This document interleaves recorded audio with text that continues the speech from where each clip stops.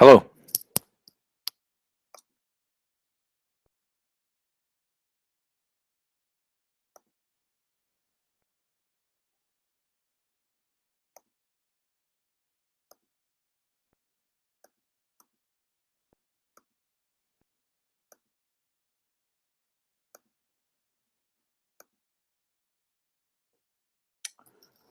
Hello, everyone.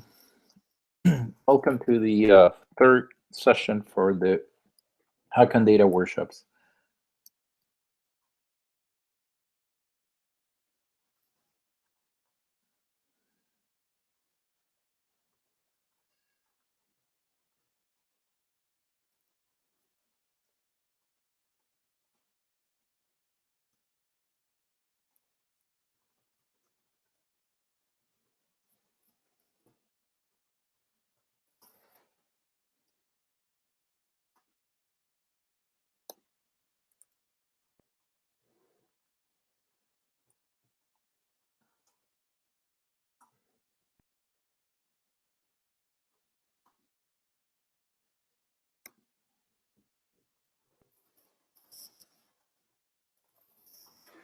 All right. So yeah, thank you everyone for joining, and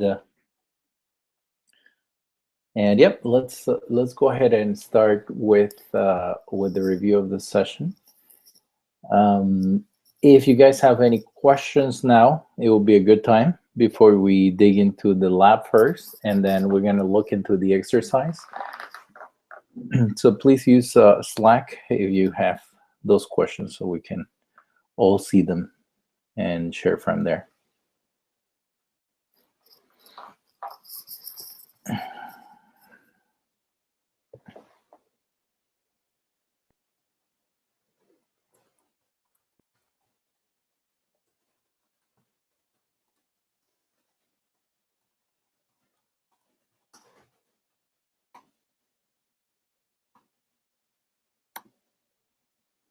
All right. So, okay. So you guys can click on the reaction. I think that will be the easiest. But yeah, good. All right. So, Roland, it seems like everybody else can hear. I wonder if it's something on your side. I think everybody joined through the YouTube link. So yeah, please check. Maybe you have to restart the browser or something like that. All right.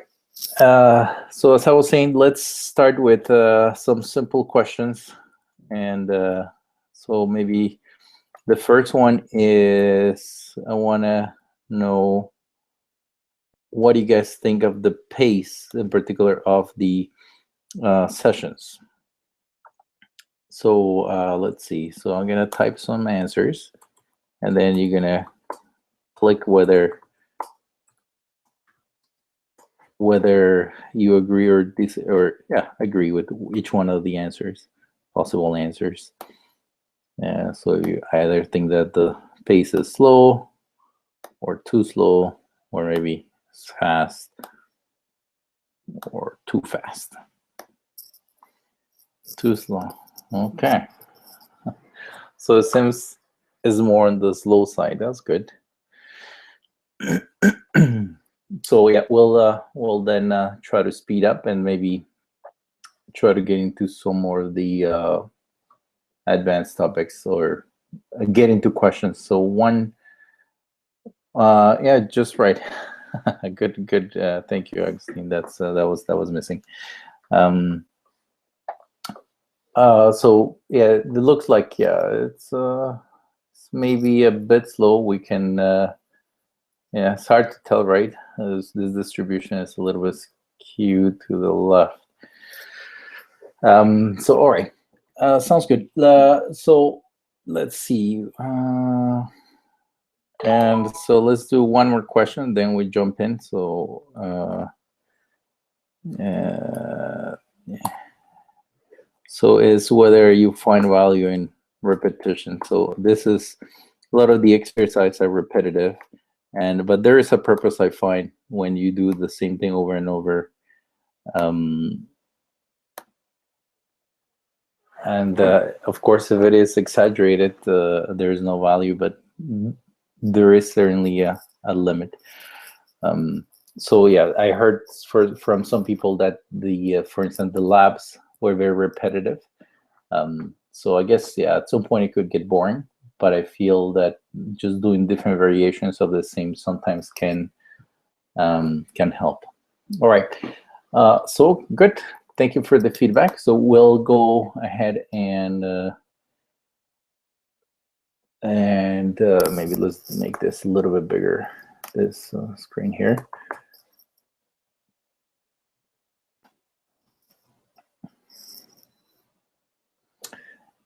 So the lab was about parsing text, and in particular, it was about parsing text that was coming from web server logs. Oh, lost audio. It looks like I can. Yeah, I don't know what happened there. So the main goal for, or the purpose of the exercise was to learn how to parse some unstructured data or semi-structured data, like the one that appears in logs. Sometimes the text changes, sometimes there are missing fields. So by properly parsing it, you can certainly then do the proper analysis. So if you get data that is corrupted or not in the right format, whatever analysis you do later on certainly is not going to lead to a good result. So the format of these log files is the one presented here, where you have an IP address, and then you have other fields, right? You have the time, you have error codes, etc. I'm not going to get into details, assuming that you guys already seen this this format. So what you want to do is match each one of those particular fields, given that you have a structure that you expect. So typically when you're dealing with data, you have a contract, and that contract would say, what are you expecting? So for instance, so when you write the parsers that are going to go read the data, you know that the first field is of a particular type, or it means it has a particular meaning. So then, but sometimes that contract is not always, not all the parties obey or go by that contract. So that's where a lot of the time people are spent just trying to find what are the understanding or doing the data cleaning before you get into the data analysis. So for this particular one, so we would have the different fields in this case. So what you get here is on a line by line, we're going to return an RDD, and the RDD will be constructed by building each one of, or assigning each one of those fields to one of the groups that were matched by the regular expression. So in this case, the regular expression, it is the pattern for the regular expression, or the initial one, it is the one that is shown here. So you expect some string, and then you use this one here in the middle is for the time. This one here is for the number, so that is for the error code. And then it just matches what you read in a line-by-line basis. So then in here, the next function, parse log, what it does is it has, I would like to see it as 3 subparts. The first one, where it reads the text file, then parses each one of those lines. And then if the line was correctly parsed, then returns, then it assigns it to one, to the variable access logs, and the ones that fail to parse would be in this other variable, fail logs. So this is in a way finding those events that you were not able to parse. And this is useful whenever you're looking at data, always trying to find the ones that you follow your assumptions and the ones that not necessarily. And this is in a way an iterative process, because they will let you then find out how can you improve the parsing. And that is what happens here. So when you run it for the first time, you find that there were a lot of log lines that didn't match the pattern that you specify. So one solution then is to modify the parser. So there was originally, this is the regex line that we sent to the parser, but there was a field missing, or the regex was wrong. So by fixing that, what happens is that if I go and parse again all the logs, so call the parse log function that was defined above, then we can look at the number, and this is of course following the tester function that at this point everybody have imported into their environment. Then what this would do is make sure that in this case we were able to parse all the logs. Of course, this is a pre-clean version, so there are some other logs that are harder to parse. So in those cases, what you would do is sort of continue the process, trying to find those logs that fail. So then you can complete parsing all the elements. So I just gonna spin off one cluster there to make sure that whenever I run, I already run this lab, but just want to make sure that that if there are questions, we can actually solve it with by looking at the data. So that looks good. Looks good there.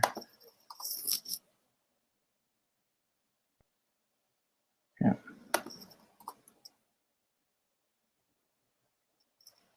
So 1 second while this is running. Yeah, that looks good. Now it is parsing all the lines.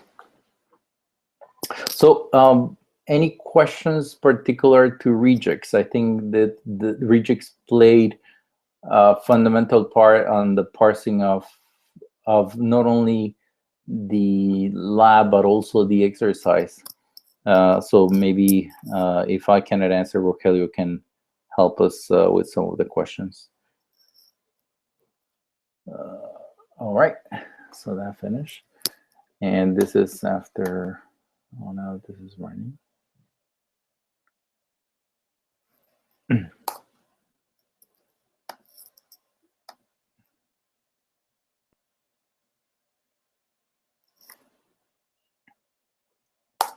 One more here. Okay.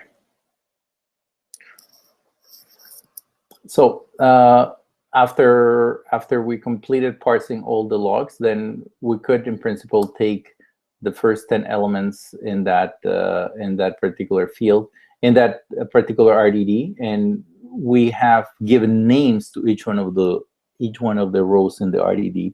So then the advantage of that is that then whenever you are doing operations over the RDD, for instance, mapping, you could refer to each one of those fields by name, which is a very good thing to do, because then if you only refer them by the position relative to the beginning of the array, there's a good chance that maybe your data structure changes, and then therefore whenever you call your data, or you have a particular code that is refer only by the position of the array, the position of the array might change.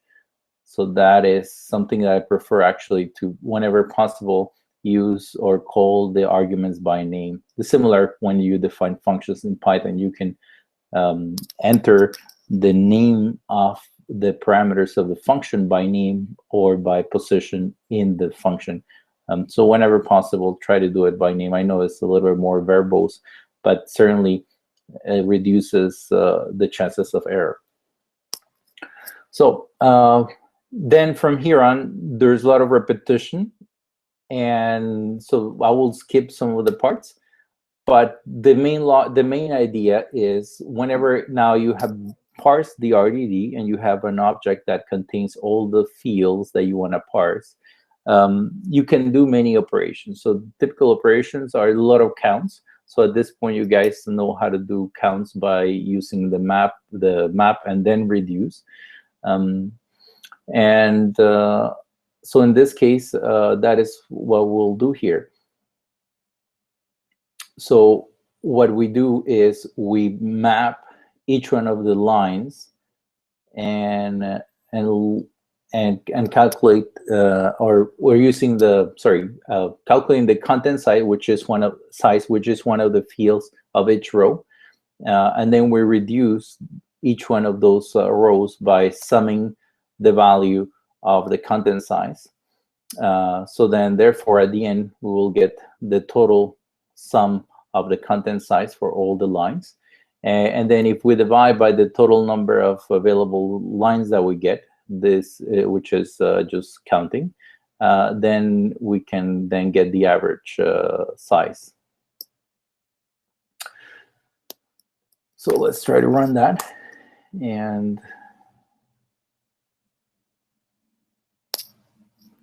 yep, it matches what I have run before. That's a good sign.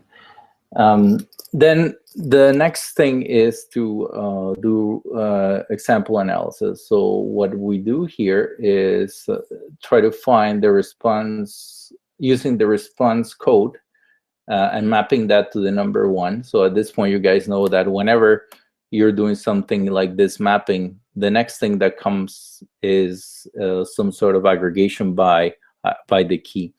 So in this case, we are counting the unique identity, or for each unique response code, we are counting all the ones that are present in the RDD.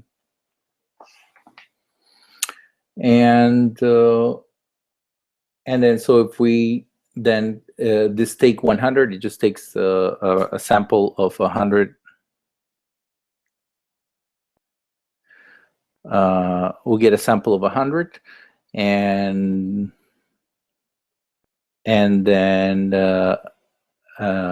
we look at what are the values. So we see that the code that comes more often is the response code 200, and so at this point, you guys know what the error code 200 is.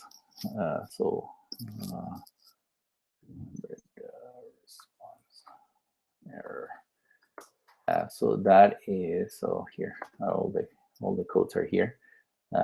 So that means that the request was fulfilled, which is a good thing. Most of the time, that's what you want. I guess the one that you don't want maybe is 404, that the URI was not found, or maybe that you don't have access to that particular resource. I think there's a question here, so let's try to address that. When we reduce a monodimensional list, we always get an integer or float. Is that right?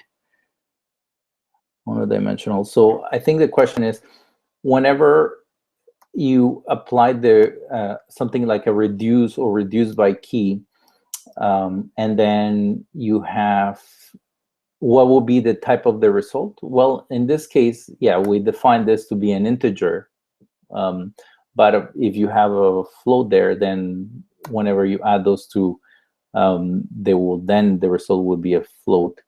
I hope that is the question. Then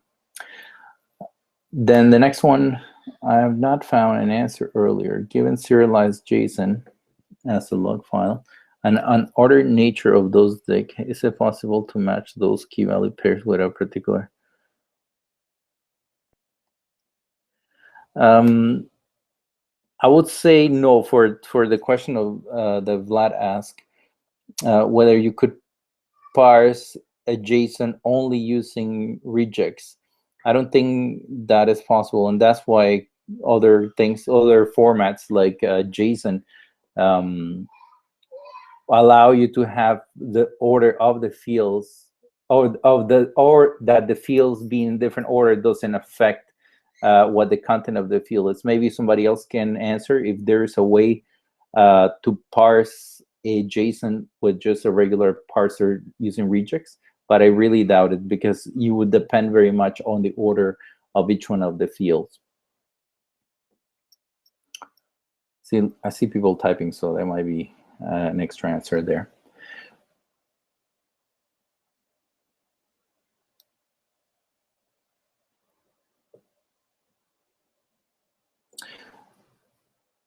Right. So, okay. So, right, there are functions that allow you to get the JSON, but then the JSON is as a JSON is not parsed using the regex, which is a different story.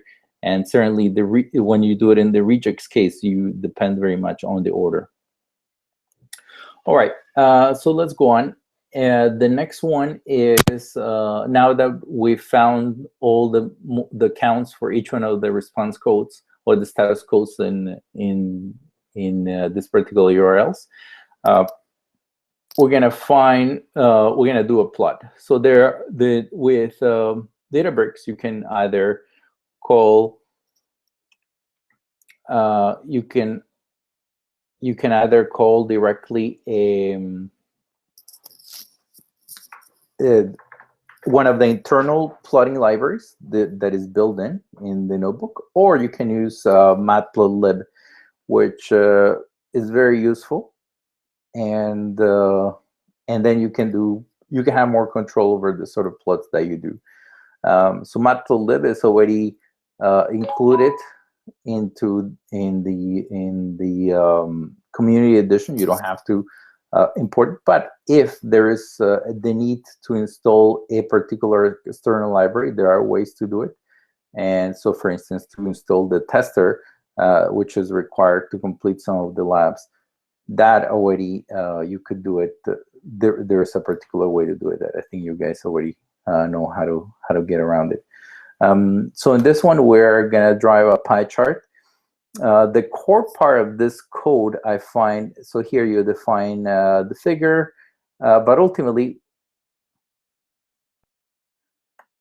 what you want to do is, or the central part is this one, that you're calling matplotlib, and then you're telling the sort of plot that you want to do. So that is the case of saying doing a pie plot, but certainly if you want to do a histogram, you can call something like this. And so then this is make a histogram. Or if you want to do another sort of plot, you can do call PLT plot. And there are certainly many of the different functions that you can or many of the functionalities that you can use in matplotlib is very well documented. So if you go to their website,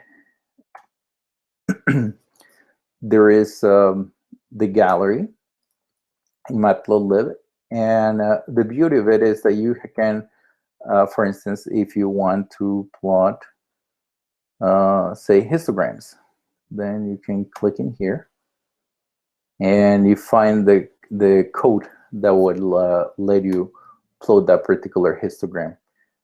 So it's very well documented.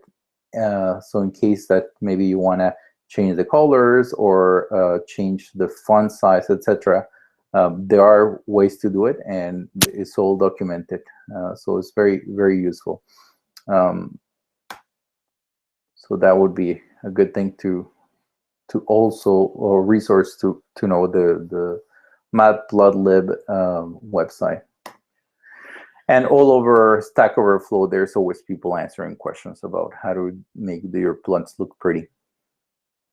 But ultimately, yes, the part that makes the plot, or the central part, is this one, where it takes this particular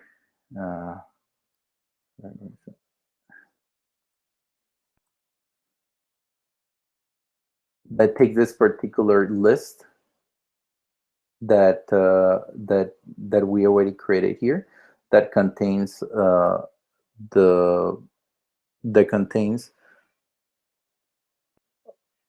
the response code to count, which is what we see here. So we see that 90% of the time the response is 200, and there are other responses, there are other codes for which the percentage is smaller. But similar, you can do things, plots with the Databricks notebook is very useful when you want to quickly show something. One thing is that it doesn't show RDDs. So if you were to do display into an RDD, it would not work. So it works with data frames and other structures, but for this exercise,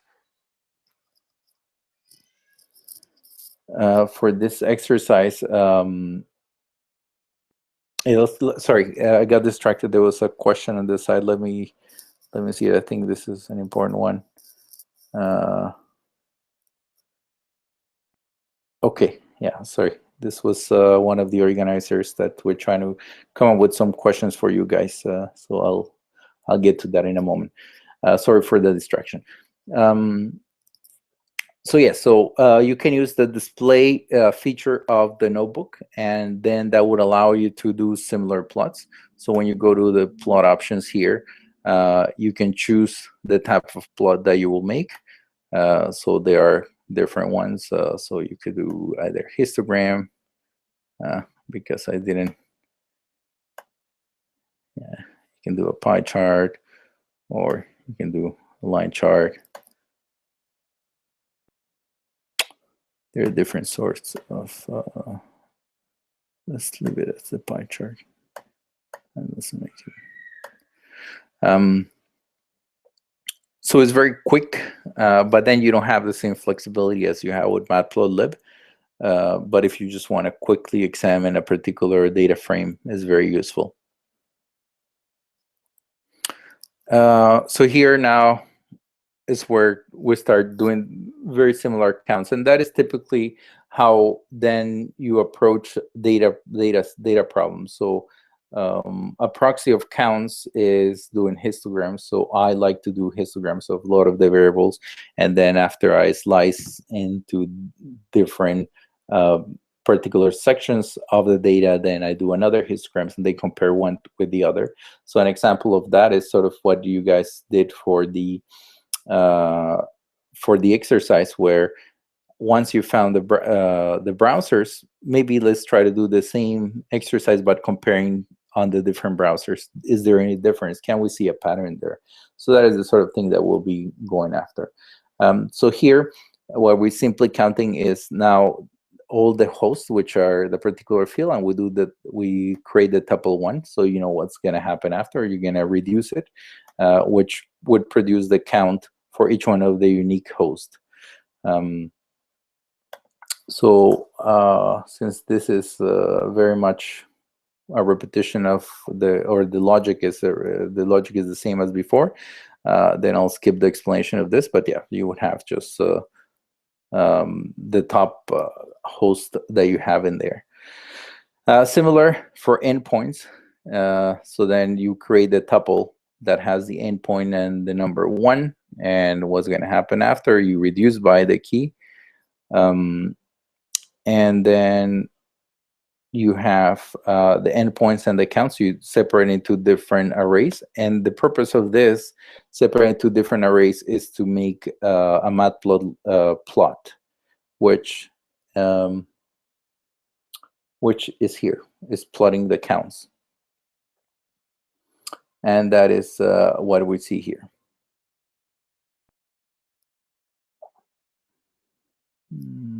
And you can repeat the same sort of analysis using the Databricks infrastructure. So we can skip that one.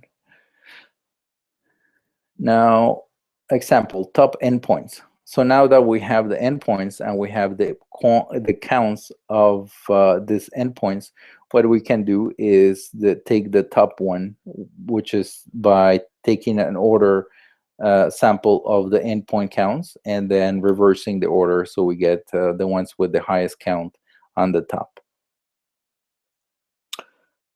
So that is good. So this data comes from NASA's web logs. So then, yeah, it makes sense that the one that is more common is the logo that appears everywhere else, everywhere in the website. All right. Now we're gonna find what are the top 10 error endpoints. At this point, we already know that 200, which was here, 200 was that the request was fulfilled.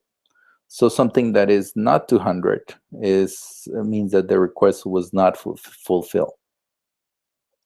So then what we do is we filter those events for which the response code is not that. And then we apply the same logic where we first create a tuple, then sum, and then take the reverse order, and then we get the result. So nothing new there. Oh, sorry, I think there's a question here. The Databricks display method also understands geoinfo and has some abilities to generate a plot over map to say, yes, that is actually, yeah, that is something very useful that it would be harder to do in Matplotlib. So if we go to, for instance, one of the plots here, one of the plot options, can't remember, world map here. Of course, it would not make sense at all given this input data, but the point is that yes, you can do.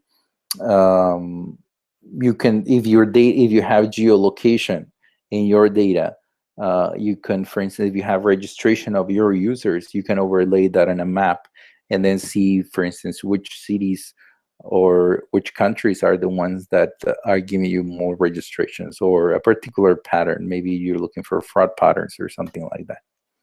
So something useful. Thank you for pointing that out, Augustine.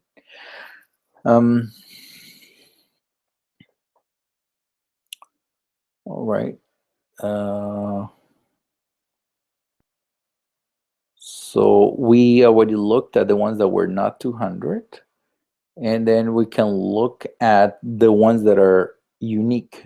So to do that, once you have all the hosts, so here, this particular part of the code, what it does is taking the RDD and just extracting one of the fields, the host field, and then it removes duplicates by using this distinct, and then we just count how many of those are in this particular RDD.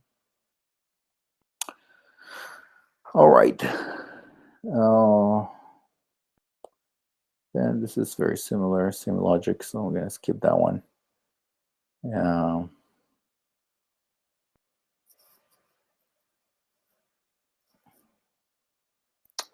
So I think, okay, there is a question. Is there a method to get the top n elements of an RDD as an other RDD instead of a list? I think yes, that is possible. Well, after you have the list, then you can make it into an RDD. So if we have, let me see.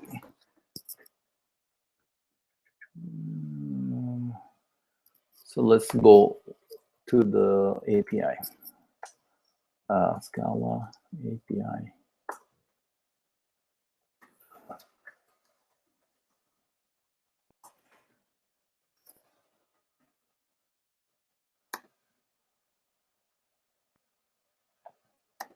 Then we can go to RDD. And so right now we're doing take order. So right, we're taking an order tuple, but there are other methods you can do. Limit only works on data frames.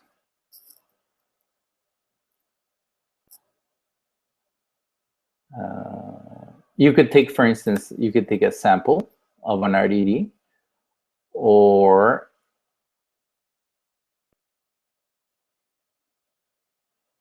yeah, so sample, for instance, will return an RDD, which would be useful, or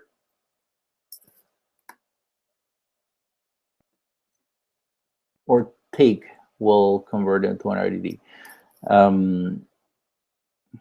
Let me see.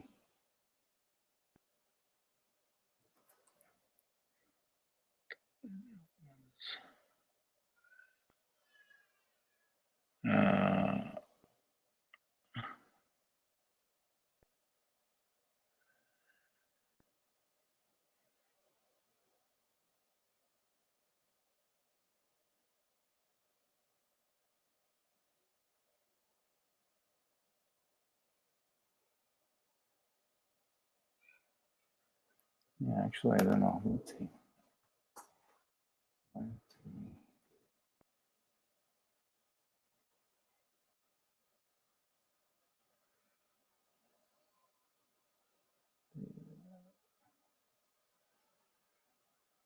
Oh, this change. So I'm looking right now. So Spark 2.0 came out.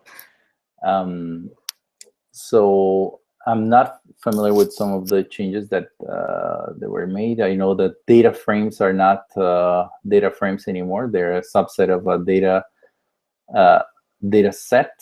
So I'm just going to go back to the last version. That's why I couldn't find the data frames. So I know in data frames there is a function called limit, with which return the first n rows. So that is to answer the question Elder asked about taking the top n elements and then returning the same type. But if you have a list instead, you can then just turn it back into an RDD. So certainly it will, every time you collect it, it won't be distributed. But then, as I say, if you convert it into an RDD, maybe you parallelize that particular list, and then from there you convert it into an RDD, then it will be distributed again. All right, let's make this bigger. So we have to go back here. So right, so the API, if you have in the docs, if you have latest, then it will point to the latest release. So in this, at this time, the latest release is 2.0, or the official latest release. And in that, data frames are not.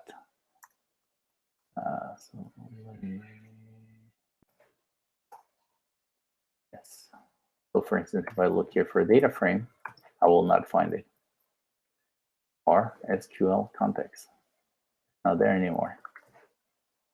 Because now it's Spark context. But that is for another session. We can get into the details of Spark 2.0. But for now, let's just live in 1.62, which is what we have in Databricks. Yeah.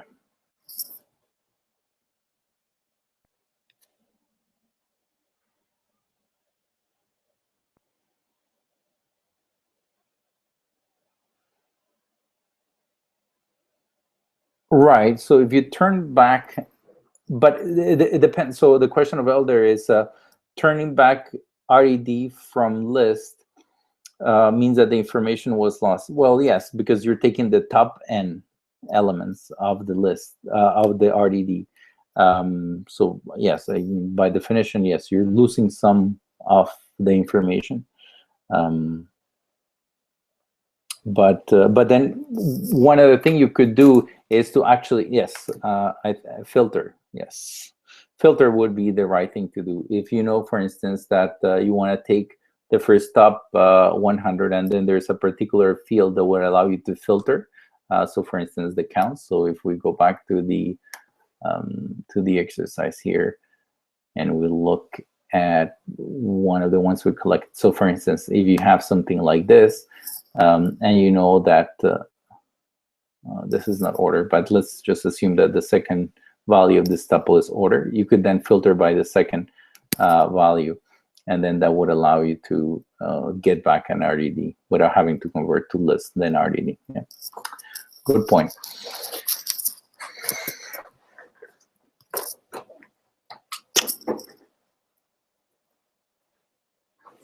All right, visualizing the number of daily hosts. So here again, we're calling, matplotlib, so nothing new there. So I'm going to skip that one. Um,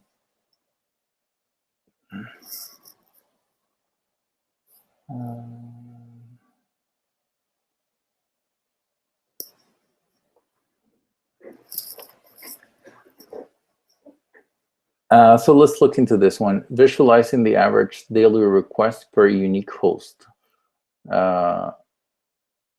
So we have already, so this assumes that you calculated,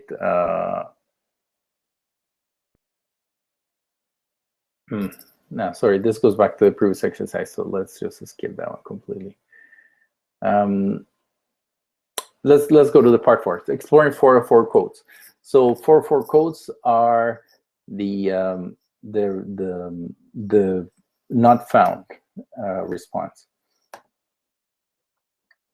So what we're gonna do is take from the RDD, from the input RDD, all those that have the response codes, code 404. So then what we do is we filter and we get the new RDD and we cache it, so then we can load it into memory and do operations on it much faster.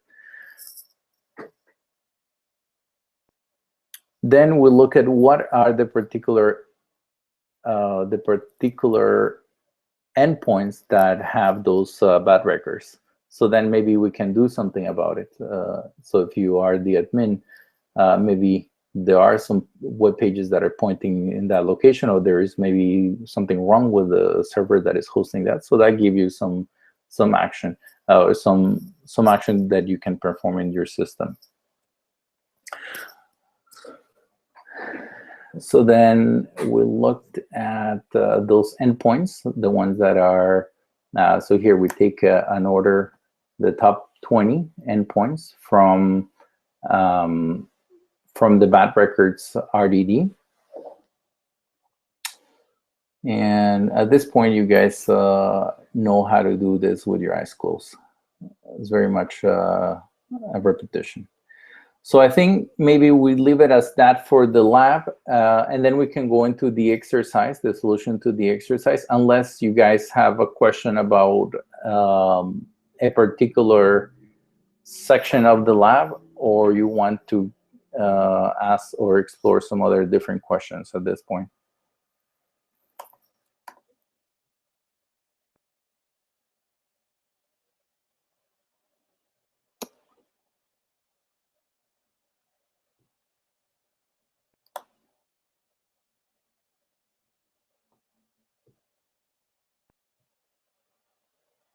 Sometimes you want to get out a take X and copy and paste the data as you want to study or filter. So where would you copy and paste to?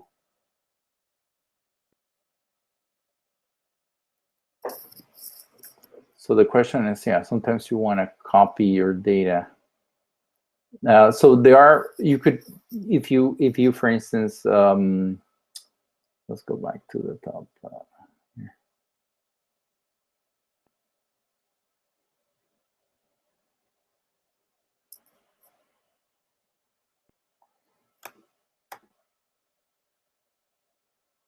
Okay, so for instance,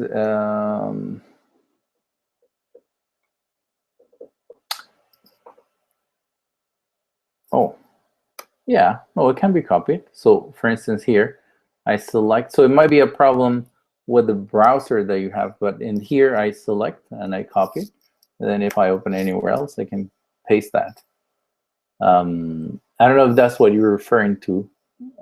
So I just select with the mouse and then copy and then paste somewhere else. If it is, I guess, larger data, then what you can do is save that somewhere intermediate, right? If you save, if you write, so let's say this is the data, and in this case we took the first 20. But then say you want to take more than 20, so or you want to save those to do, I don't know, some other, save them somewhere else. So what you can do is to write or save this RDD into a text file or some other format that you prefer. And so let's look at, for instance, RDD. Then you can write.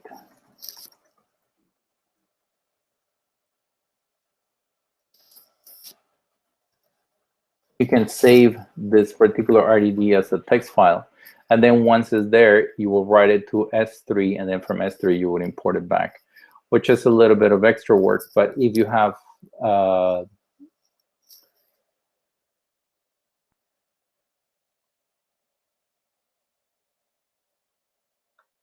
if you have a large data, maybe you don't want to copy and paste it with your mouse, but saving it somewhere intermediate. So yeah, maybe Giuseppe, I think it might be a problem of your browser. Maybe try with a different browser, see if that makes a difference. I know with Firefox, I could not copy, but with Chrome, I was able to copy. So that's why actually I'm using Chrome right now, because I can copy. So that could be it. So let's see the question for 3B. 3B. There's 3B. Exercise, number of unique hosts.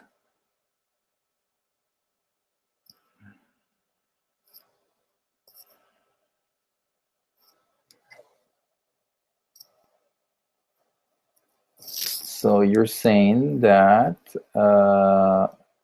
you got 54,500. If I use distinct, yes, I use distinct for this one. So I just took the host and then distinct. So for Rasuli, I think if the previous, I think there is one where you count the number of access logs. If that gives you the right number, then by doing distinct on the host, so first I guess do the mapping, then that should give you the exact same count. Maybe there's some small detail. We can look that offline if you want.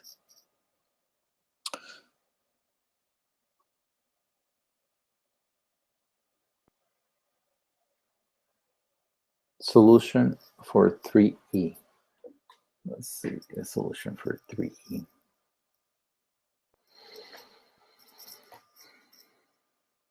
Average number of daily requests per host. Let's determine the average number of requests on a day-by-day basis. We like a list by increasing day of the month and the associated average number of requests per host per day. Make sure you cache the result in RDD so that it can be reduced in the next exercise. All right. So we start with the access log, and then we know that there is a field daytime, which is a daytime object, and from that we extract the day. And so we build a tuple that has the day and the host. Then the next thing, in this case, the key, which is the first field of the tuple, is the day. So then we group by key, and then we sort by that key. Because if we want to make it later a plot, it will be better if it is sorted in the order of the day, right? Because if this is all shuffled around, the plot won't make much sense.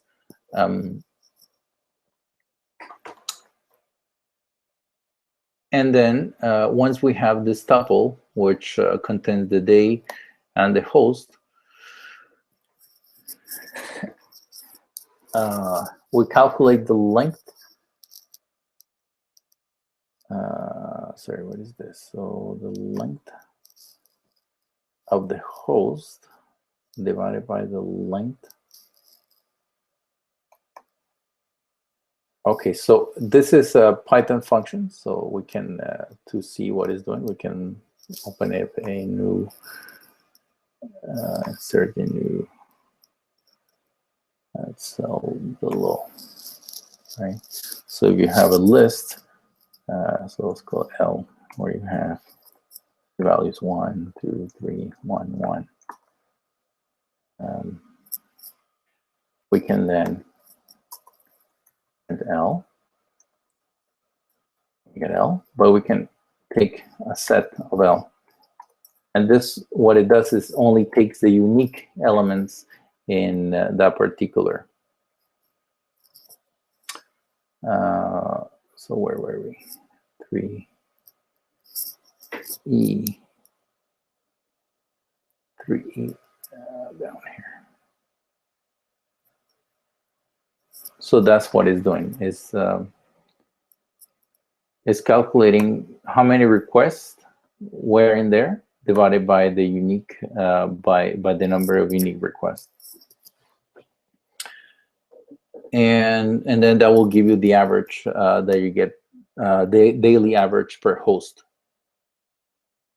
I don't know if that answers your questions, Lei.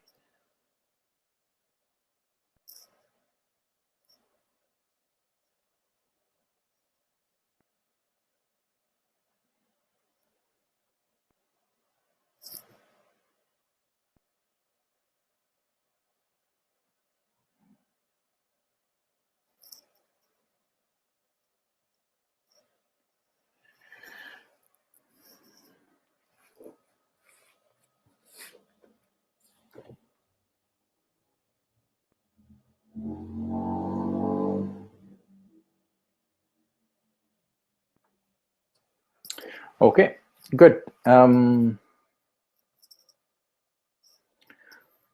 it looks like, yeah, we answered all the questions. Unless there are any further questions, we can go into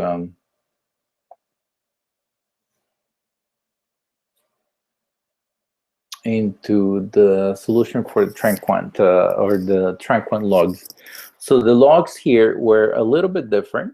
They were not the exact same logs, but they were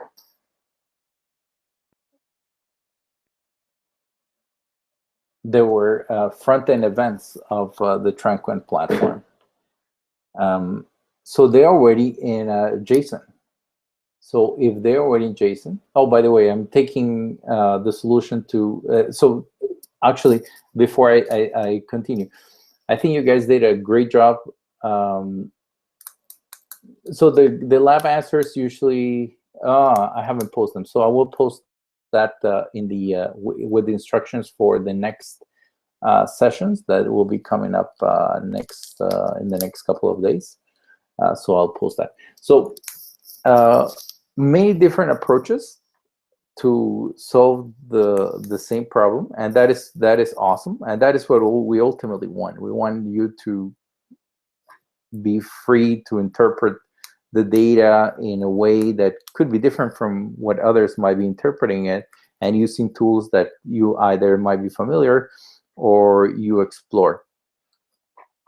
So I'm using as an example 2 of the submissions that I found were particularly interesting, and so we'll get into the details.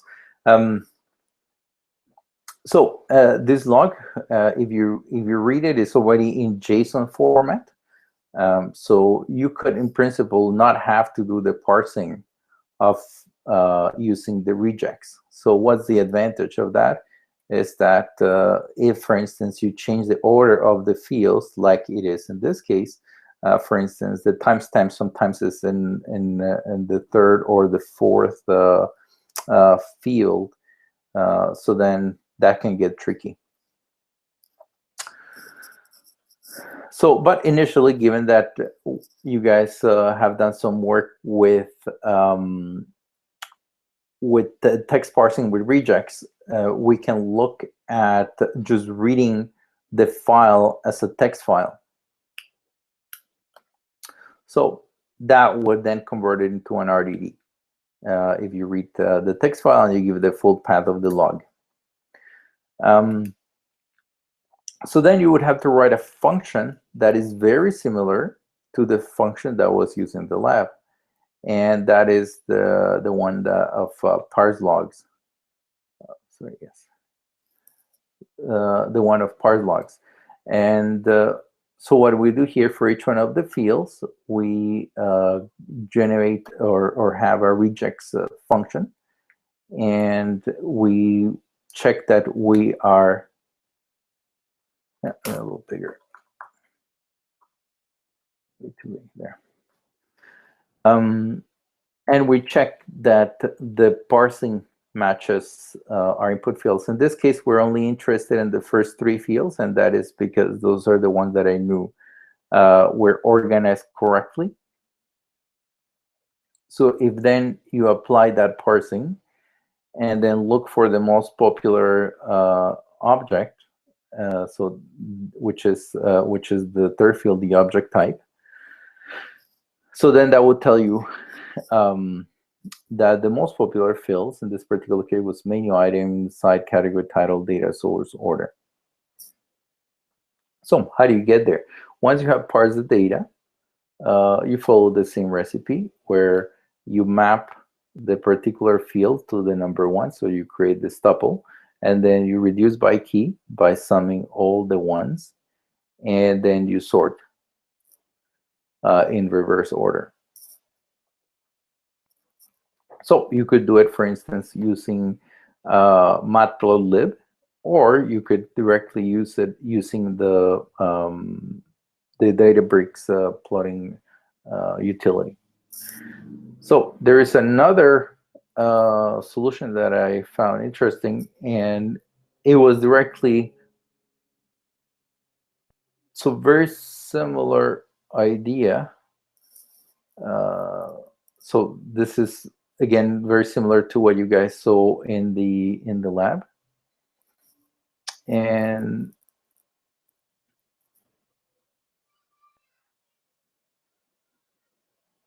then yeah, once you parse the log and then you produce the tuples, you will get and then you sort them in reverse order, then you get the top values. So very similar to what you guys did in the lab. And here's where I think it starts getting interesting, and it goes a little bit off of what we've been doing so far, and that is good, right? I mean, I propose that you read it using the data frame API, and the reason for that is, well, it's easier to read, and also to get you familiar with the data frame API that we had not been using in the labs. So once you read that, automatically all the schema is already picked up, because it's explicitly picked up from the JSON. And the next thing is to then look or parse one of the fields. So the user agent field. So I put a link to the Wikipedia explaining what the user agent is. But some of you actually found parsers for the user agent. So that is awesome. And I think whatever way you found a solution is are all valid at this point. Again, the purpose of the labs are that you the exercises is that you get familiar with some of the tools, and if you're not familiar, you go find one that works for you. So in this particular example, the parsing was done using regex, and all the subnames are then matched to each one of the subfields. So yes, this is sort of like a complex regex. So you don't necessarily have to do that. If there is a particular one, a parser that does the job for you, then you don't have to actually use that. But you could go either route. You could have parsed it yourself, like this is the example, or I think there's the example here called the HTTP agent parser. So if you see the difference of the code, it's huge, right? This is one line that applies to the user agent field in the log, applies this particular parser, and you're done. So there are two different approaches. Certainly, when you need to get the job done, and you import a library and get it done. But if you might not be familiar with a library, but you know enough regex, you can go ahead and just simply parse it yourself. So that was sort of a contrast of the different examples or the different methodologies that at the end give you the same result. Okay, so at the end, what you have is a data frame that contains all the subfields. Okay, so Noah posted a link to a parser. Let's look at it here.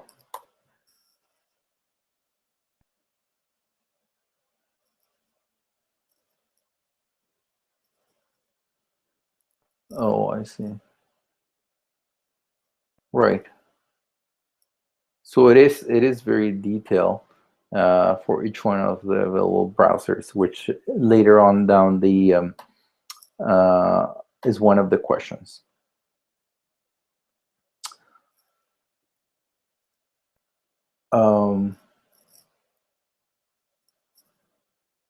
So if we want to find out, so the next question was to find out or make a histogram of the timestamp. So for each one of the events that are collected for each one of the logs, we can create a histogram that so what you're doing here is converting the timestamp into hour. So in this particular, somebody used a user-defined function, which is a lambda function that takes a timestamp and then extracts the hour field to it. So that is one way to solve it. So calling away or doing the mapping using the functionality of the timestamp or the data time object. And then once you have that,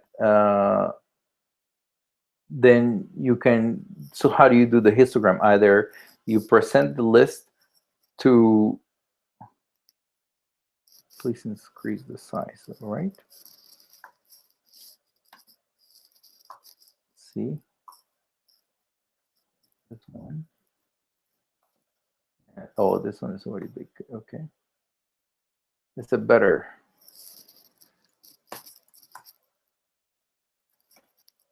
Okay. So ultimately what you get is how often people are accessing, or how many requests do we get in the website. So yeah, seems like people like to come here at 3 in the morning. So that's probably us working on some of the website features. But yeah, most of the traffic comes during the afternoon. So not so much during business hours. So maybe there is something we can do there to change or shift the traffic that way. So that is the idea, that you can start looking at patterns in the data, and that hopefully will allow you to do some analysis. Now, what happens if you want to repeat the exact same thing for the browser? So it was not explicitly said how do you find that, in part because I wanted you guys to go and find out. So some of you already knew, but you could parse that from the user agent field. So this is one example. So then you could use, again, a regex, and then from that you could extract the different browsers. And then what was the idea? To then look at a histogram or find what are the most popular browsers over different time intervals. So yeah, it looks like the most popular one is Chrome, followed by Safari, and then Firefox. So it seems like Chrome is the most popular by far. So here another approach, very similar, but so remember that this was done in 2 lines when we parsed the HTTP, and then instead of using a user-defined function, we simply call the datetime object and extract the hour. And so very similar, it will give you the exact same result, and then you produce the histogram by displaying this particular data frame. So no matplotlib, just directly using the exploration utility that the notebook has. Now, since in this particular using this HTTP agent parser can also detect the browser, you could follow the same idea and extract the browser. So if you compare this solution with, say, this solution where you explicitly wrote the function that would parse the browser, then yeah, this appears more readable using this external library. And then yeah, again using the plotting of the Databricks notebook, we will get the same plot. So this is different scale. This is a histogram. The other one was a histogram, but it was in a way normalized to 100%. So this will give you the percentage of each hour. Well, this one, it will give you the count over each hour. So to go from one to the other, you will divide by the size of the bin. So the next thing is that I want was what can you find in the data, which is typically how data analysis go. You don't necessarily know what to expect, or you are the one finding the insights in the data. So certainly you can do a lot of finding what are the most popular object types, which we did some of that already. What are the most popular browsers? That is something that we already saw. But we can also see, for instance, what are the most popular operating systems. Maybe there is something we can learn from that.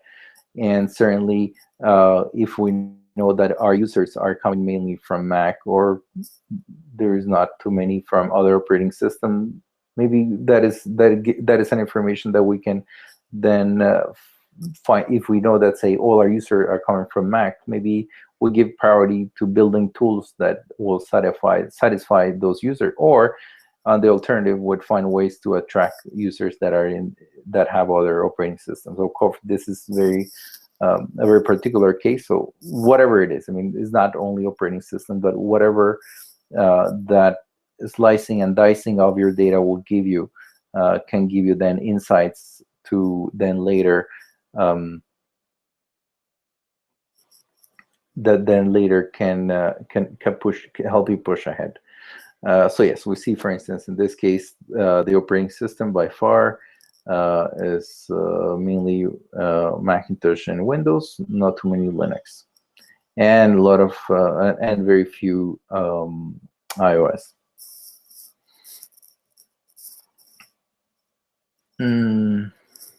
So I think, I mean, this is if people want to share their notebook, you can let me know and I can grab it from the solution submission, and then we can see. So if you type your name here on the workshop channel, then I will pick up your notebook, and then we can see what sort of insights you found, and so, or some other ways to solving the same problem. So for just sort of to compare it again, when we had, when you went and did the parsing yourself, or use an external parser that helped you.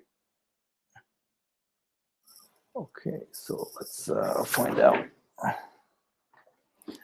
So let's find those.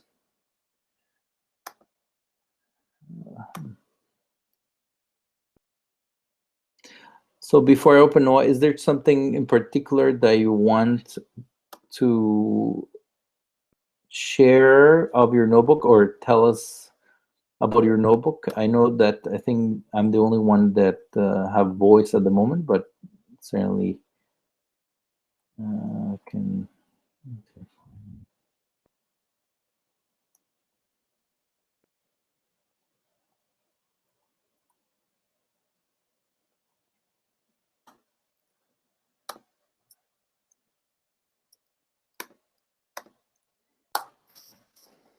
So right now we're looking at Noah's solution.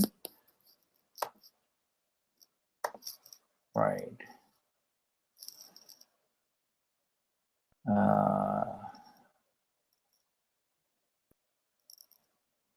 Oh, very good. So yeah, you wrote the regex to parsing each one of the fields. So it looks like you didn't use an external.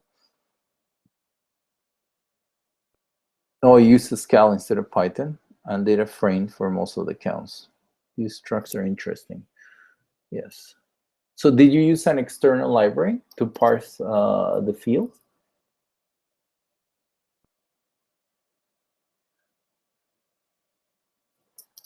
So I can share it here. Those Scala fans.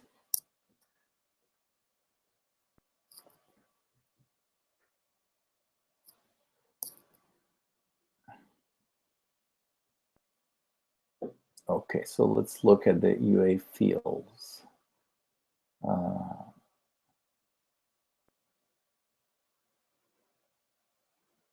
Okay.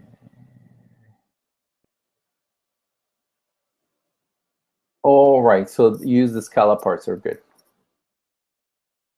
And then you define a UDF function. This is something that we have not, or in the lectures, we have not touched.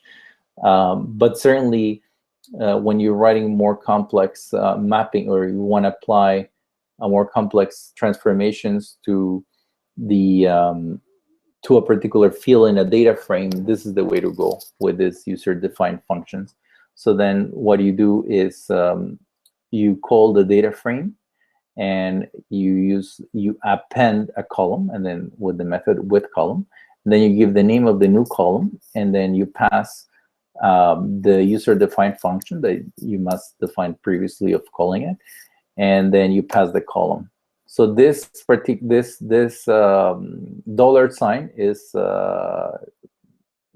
sugar syntax. So this is telling that this string is actually a column, because this method expect to have a column.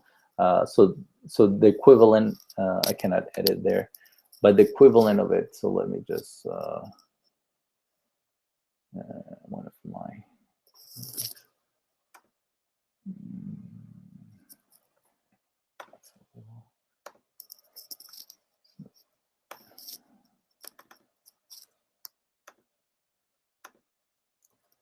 So this is Scala, and so here you're so you could call this equivalent to say that this is a column, but the dollar sign, somehow it's more readable, I think.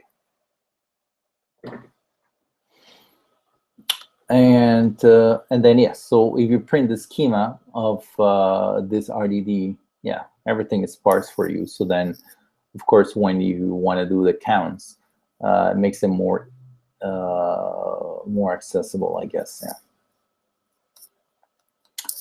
Then when you convert, so yes, you call so this is calling the Java date utility that would that whenever you take a date and then you call the method get hours, it will give you, of course, the hour of the day. And the distribution is very similar, as expected. Good thing. And let's see how you did the part of the browsers. So you group by family and count. So then this will give you the most popular browsers. Yeah, actually, thank you for sharing. I think this will be very useful for the people that want to either see how you do things in Scala, or how do you work with data frames, which is very similar to what we've done, but certainly there are some slight differences.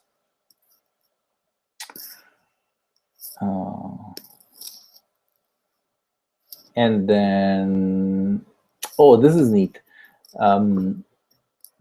You did so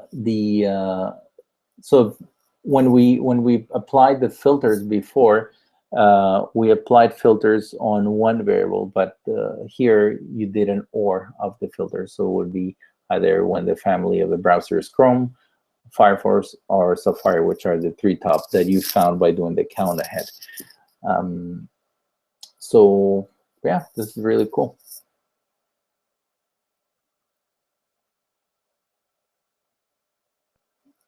Yeah, Safari is weird. So because yeah, I cannot unfortunately change the settings, but it looks like you can set the number of bins. So that is the problem. When there are too little observations per bin, it could do a regroup. So then it groups it from 0 to 5. So I think, yeah, you can force the number of bins to be 24. And I think that would be the solution to make it look uniform between Safari and the others. Yeah, right, because there are less counts there. And I think, yeah, this doesn't, there's also another problem that the count doesn't look right. So if we look at, for instance, if we look at this, right, this is counts. So we have that Chrome is overwhelming the most popular ones, and Safari, which is in this case orange, you have very little. So what's happening is that you're combining, say, these 5 bins into one. And then, of course, the Y scale, we cannot see it here. So yeah, there should be a better way to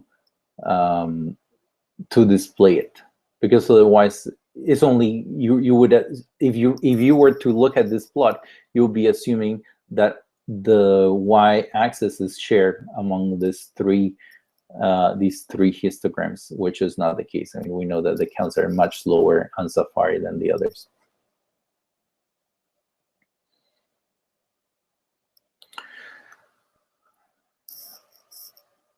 Yeah. So flight solo, device and hour.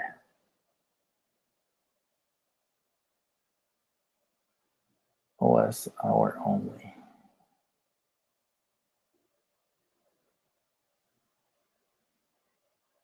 Other. So what this tells you is that, yeah, there's not much information in this field, given that the overwhelming is other.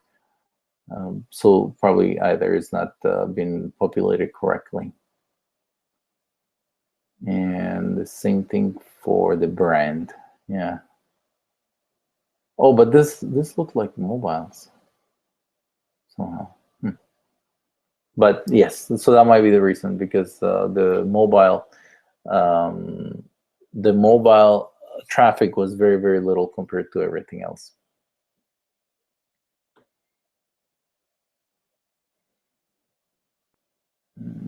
But pretty cool. If you guys have any questions, I guess everybody has a link to the notebook. We can ask Noah, or I'll try to answer about this particular approach.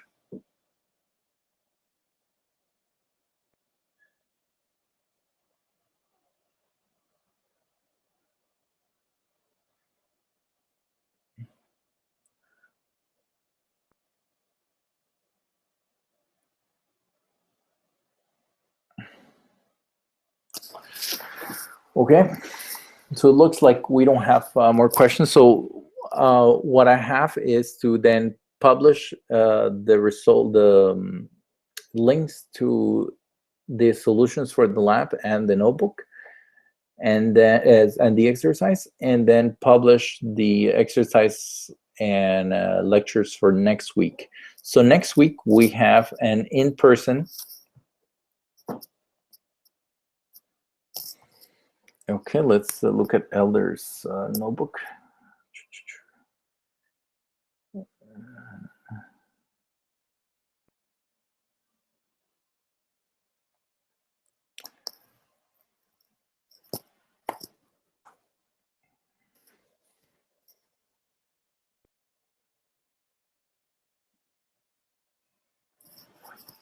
So you say you want to look at the last figure is interesting.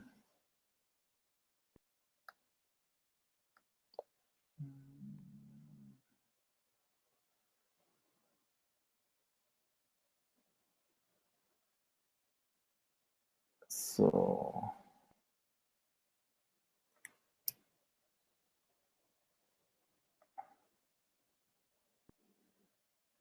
the last figure, are you referring to this one that I have in the screen?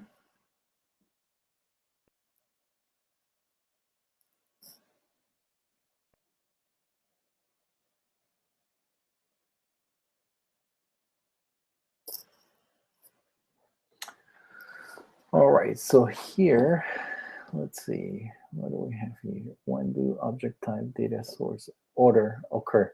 Ah, yes. So there's more orders when you guys starting downloading data sets. Yes, that's good. Yeah, finding good customers. Now we have to keep you in the platform.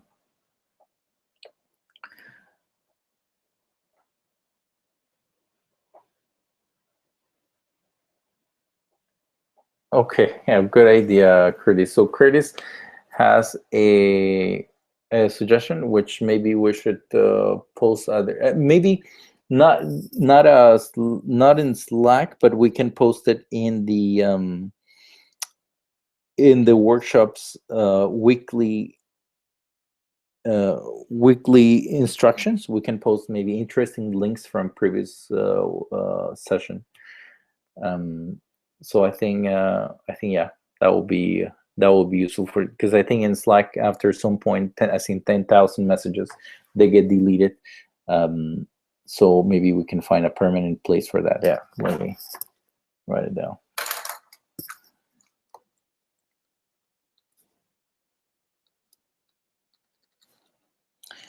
All right, so next week will be in person. We are working on a place. We are expecting, yeah, in GitHub, Augustine, that was the idea, that that's where we're placing all the information for each one of the weeks. So we are still working on finding a place. If you can host us, that will be great. Otherwise, we're working with our sponsors to find a place. So if you have a place that can host about 20 to 30 people, send me a message and we can work together. Otherwise, we'll be notifying you where we'll be meeting. So same time, 7 p.m. But this will be an in-person, so bring a lot of your questions and then maybe we get to meet each other face to face. So that'll be cool.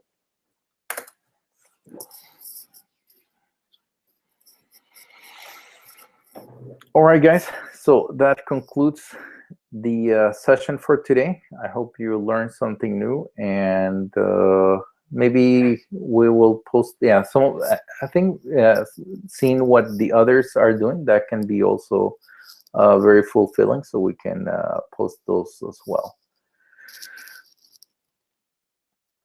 So I'll see you next week then, and yeah, stay tuned for the instructions for the next week. And have a good long weekend. Thanks.